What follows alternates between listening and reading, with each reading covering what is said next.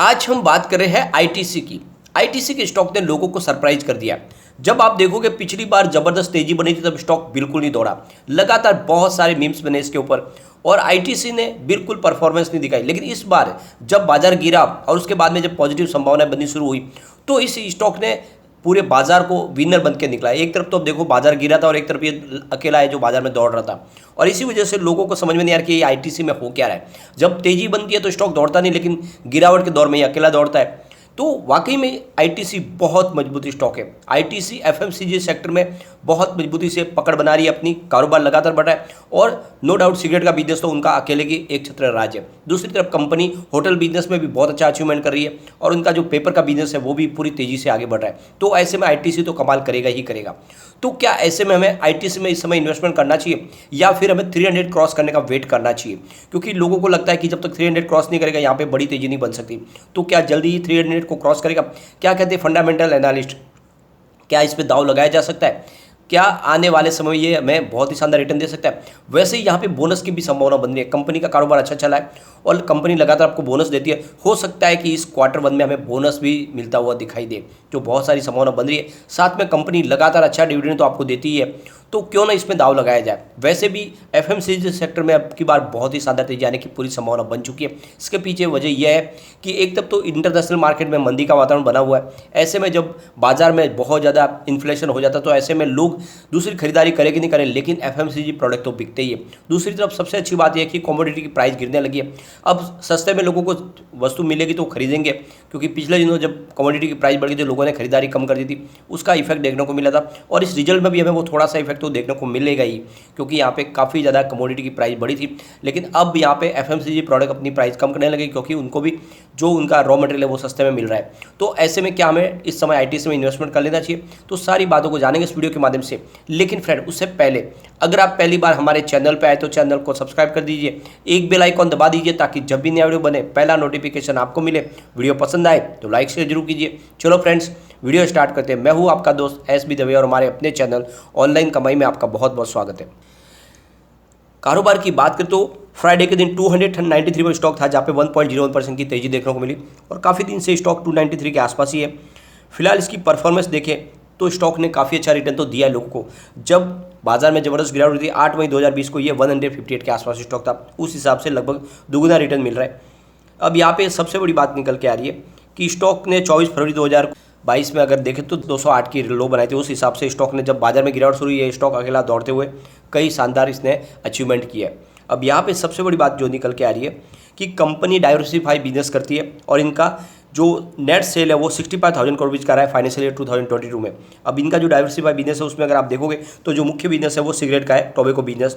उसके अलावा इनका होटल का बिजनेस है, पैकेज फूड का बिजनेस है, पर्सनल केयर प्रोडक्ट है कंपनी के, और एग्री बिजनेस भी है, साथ में पेपर और पैकेजिंग का बिजनेस भी है, और कंपनी इंफॉर्मेशन टेक्नोलॉजी यानी आईटी सेक्टर में भी काम कर रही है। तो आप देख सकते हो कि बहुत ही मजबूत पोर्टफोलियो के साथ कंपनी आगे बढ़ रही है।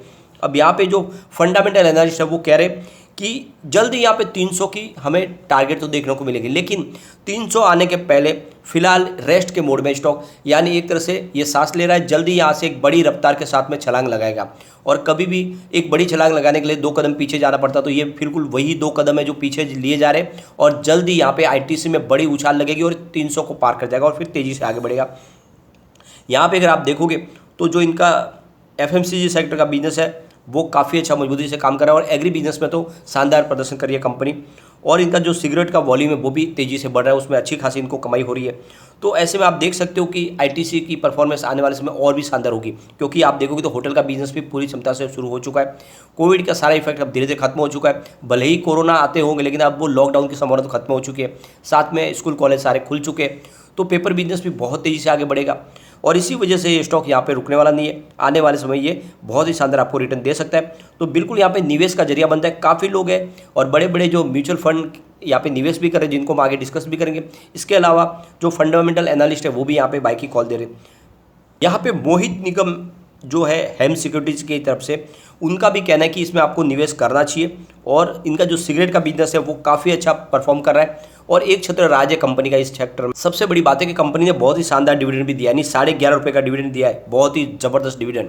और इस डिविडेंड के दम पे ही यहाँ पे आप निवेश कर सकते हैं कि शेयर की प्राइस बढ़े कि नहीं बढ़े। अगर एक साल में 11.5 रुपये का डिविडेंड मिलता है तो बहुत बड़ी बात है। आप देख सकते हो जितने भी एनालिस्ट है उनका कहना है कि एक बार 300 को पार कर लिया तो फिर यहाँ पे बहुत तेज़ी से स्टॉक का बढ़ना शुरू हो जाएगा, फिर यहाँ पे रफ्तार नहीं होगी। तो यही मौका है कि खरीदारी करें, वरना यह स्टॉक आपके हाथ से छूट जाएगा, क्योंकि जब प्राइस बढ़ेगी तो फिर आपको ये महंगा लगेगा। इस समय खरीदारी कर ले, क्योंकि जो प्राइस बढ़ी है बिल्कुल कम है, क्योंकि पिछले 2-3 साल से स्टॉक ने कोई परफॉर्मेंस नहीं दिखाई, इसलिए ये स्टॉक काफ़ी फेयर वैल्यू में मिल रहा है। अगर आप देखोगे तो एक छोटा सा एफएमसीजी प्रोडक्ट का काम करने वाली कंपनी की प्राइस आप देखोगे, चाहे रुचि सोया हो या फिर आप देखोगे तो अदानी विलमार, उनकी प्राइस अगर 1000 रुपीज़ 700 800 तक जा सकते हैं। तो ये तो एक बहुत बड़ी कंपनी है, हिंदुस्तान की बहुत ही पुरानी अंग्रेजों के समय की कंपनी है और इसका बिजनेस आप देख सकते हो, बिजनेस बहुत ही शानदार है। तो क्यों नहीं इसकी प्राइस बढ़ेगी। ये एक झटके में आपको 1000 होता हुआ दिखाई दे सकता है, यानी जैसे ही थोड़ा सा पॉजिटिव माहौल बना तो आने वाले 3 साल में ही इसकी प्राइस 1000 को आराम से टच कर सकते हो। तो यही मौका खरीदारी का। यहाँ पे अगर हम इसके रिटर्न को देखें तो पिछले 5 साल के हिसाब से 12% का निगेटिव रिटर्न दिया है, लेकिन 3 ईयर के हिसाब से 8% का पॉजिटिव रिटर्न है, 1 ईयर के हिसाब से 42% का पॉजिटिव रिटर्न है, 3 मंथ के हिसाब से 8% का पॉजिटिव रिटर्न है, 1 मंथ के हिसाब से 11% का पॉजिटिव रिटर्न है, 1 डे के हिसाब से 0.93% यानी लगभग 1% का पॉजिटिव रिटर्न है। आप देख सकते हो कि पिछले 3 साल से कहीं पर भी आप निगेटिव रिटर्न देखने को मिले। तो ऐसे स्टॉक में दाव लगाना ही चाहिए जहाँ पे लगातार अच्छी आपको रिटर्न देखने को मिले। अब यहाँ पे अगर आप देखोगे तो हमारे पास लेटेस्ट 30 जून के म्यूचुअल फंड की होल्डिंग आ चुकी है। आप देखोगे यहाँ पे पराग पारिक फ्लेक्सी कैप ने यहाँ पे 2049 रुपीज़ का इन्वेस्टमेंट किया है और उन्होंने 9.18% की होल्डिंग ली है, ज़बरदस्त होल्डिंग है। HDFC बैलेंस एडवांटेज ने भी यहाँ पे 1490 रुपीज़ का इन्वेस्टमेंट करके 3.46% की होल्डिंग ली है। उसके बाद में भारत 22 ETF ने 1488 रुपीज़ का इन्वेस्टमेंट किया है, 18.17% की होल्डिंग ली है। SBI ब्लू चिप डायरेक्ट ने 1282 रुपीज़ का इन्वेस्टमेंट करके 4.28% की होल्डिंग ली है। एडलवाइज बैलेंस एडवांटेज ने 184 रुपीज़ का इन्वेस्टमेंट किया है, 2.31% की होल्डिंग ली है। HDFC फ्लैक्सी कैप डायरेक्ट ने 1196 रुपीज़ का इन्वेस्टमेंट करके 4.51% की होल्डिंग ली है। HDFC टॉप 100 ने 856 रुपीज़ का इन्वेस्टमेंट किया, 4.30% की होल्डिंग ली है। HDFC हाइब्रिड इक्विटी ने 732 रुपीज़ का इन्वेस्टमेंट करके 4.26% की होल्डिंग ली है। तो आप देख सकते हो कि बहुत बड़े बड़े म्यूचुअल फंड यहाँ पे दाव लगाया हुआ है। SBI बैलेंस एडवांटेज फंड ने 680 रुपीज़ का इन्वेस्टमेंट करके 2.90% की होल्डिंग ली है। निप्पॉन इंडिया लार्ज कैप ने 629 रुपीज़ का इन्वेस्टमेंट किया है, 5.94% की होल्डिंग ली है। तो आप देख सकते हो कि इंडिया के सबसे बड़े जो म्यूचुअल फंड है वो भी ITC में इन्वेस्टमेंट करें और इसीलिए मैं कहता हूँ कि इसमें आपको निवेश करना चाहिए। वाकई ये मैं स्टॉक एक बड़ा मल्टीबैगर है जो आने वाले समय आपके इन्वेस्टमेंट को कई गुना बढ़ा सकता है और गिरावट में आपके इन्वेस्टमेंट को बचा के भी रखेगा। ये आपके पोर्टफोलियो में स्टॉक होना ही चाहिए।